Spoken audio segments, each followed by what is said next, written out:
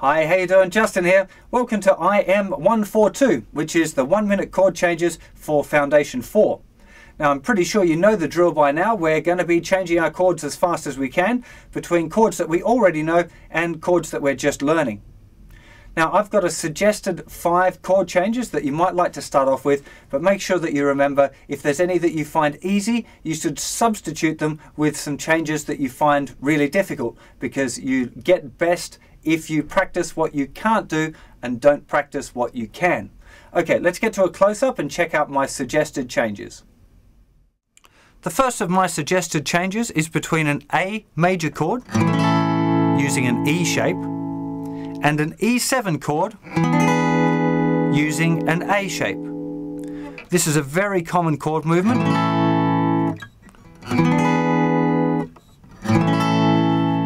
And I don't think you'll have too much trouble with it. My second chord change suggestion is here a G minor 7 to a C minor 7 chord. Now, both of these require quite strong bars, particularly the G minor 7. It's quite far down the neck. You might get that second finger over to give yourself a little bit of support if you need it, to a C minor 7. If you find it really difficult down here, you could move it up the neck to say a B minor 7 to an E minor 7. Up to you. I think doing it at G is a good kind of strength builder. So sitting there, should have the chords nice and clear by now, and making those chord changes as fast as you can. My third chord change that I recommend would be B flat 7 to an E flat 7.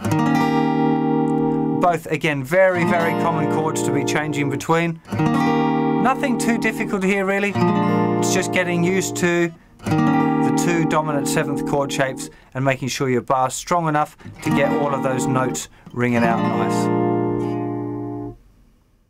Fourth recommended change is G major using an E shape to a B7 using an A shape. Interesting kind of grip change here, because you have to kind of move backwards. Moving backwards with the bars always a little bit more interesting than not. So G, backwards we go to the 7th.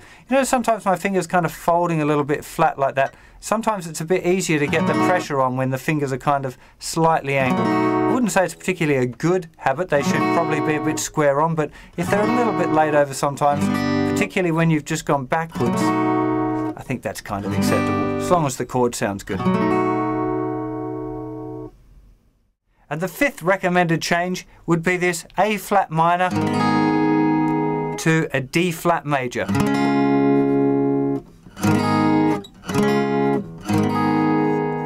Just to make sure that we keep on working on our A shape major bar chord change a bit as well, because that's generally the toughest one for most people, so you don't want to leave it out altogether. Well, I'll leave you to it. All you have to do now is add your practice.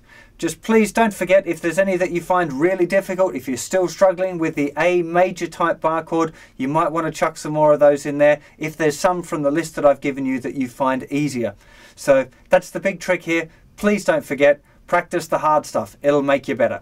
Take care. I'll see you for another lesson real soon. Bye-bye.